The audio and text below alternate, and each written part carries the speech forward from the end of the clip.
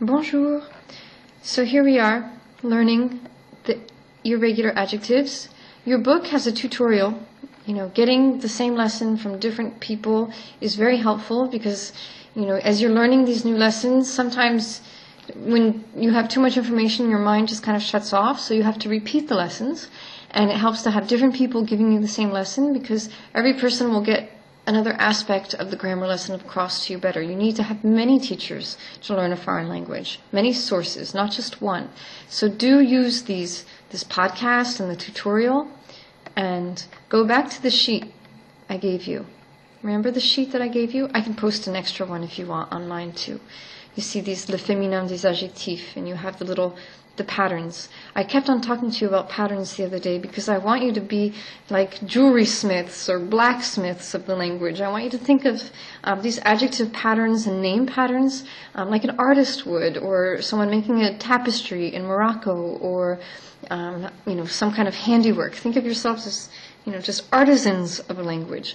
And as you spend the time memorizing, these patterns will just be kind of colorful to you and tangible textures.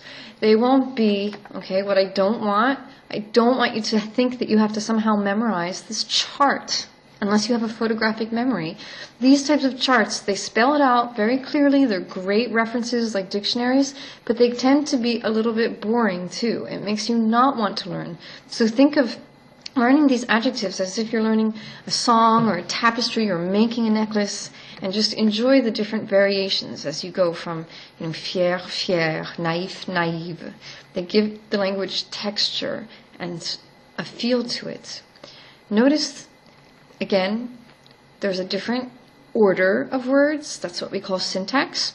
In the last Integrity, I talked to you about how adverbs come after the verb, not before the verb. So you don't say, I sometimes work, at the office. You would say, je travaille parfois au bureau. Again, different syntax. Most adjectives come after. Most.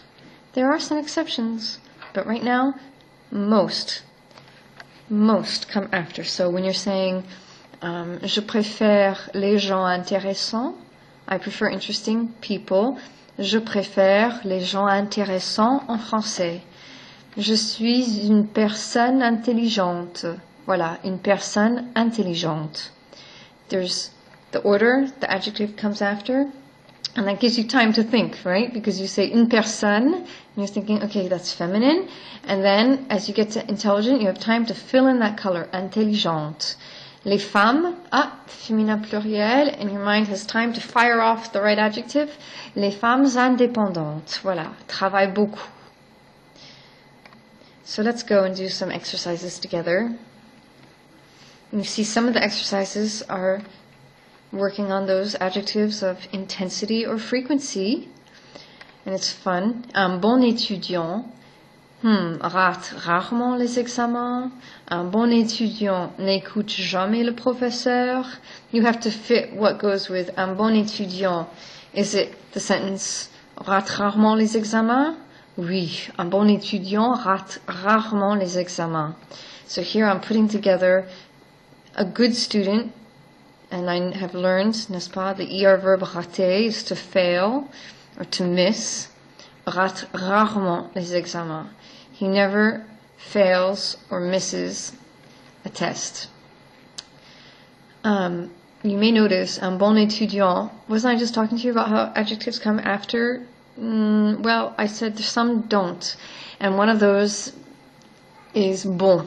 Bon comes before. And that's why you think of the jam that you see in the store sometime. Bonne maman, good grandma. Bonne maman. Grand-mère, n'est-ce pas? Un bon étudiant, une bonne étudiante, voilà. As you continue going, you're going to continue working on your adverbs and talking about what you do on Mondays and on Thursday evenings or on Tuesday evenings. J'étudie beaucoup. What evening do you study a lot? J'étudie beaucoup le vendredi soir. Or maybe vous étudiez beaucoup le mercredi soir. J'étudie un peu le week-end. J'étudie rarement le dimanche, etc. Je ne cuisine jamais. Voilà. le soir, or just come up with interesting ways of talking about your schedule here. And then you continue going with these adverbs. Je pratique un sport. And then if you check in rarement, then go back and say in your head, je pratique rarement un sport. Or if you check in parfois, okay, je regarde la télé, and then you check parfois, go back, put it in the right order. Je regarde parfois la télé. Je voyage souvent, etc. Think of the order. Now, as we go through these exercises, we move into the adjectives. Voilà. Oh, one more adverb here. And here's the adjectives. This book uses political. Donc, Barack ou Michel. So you're talking about which one?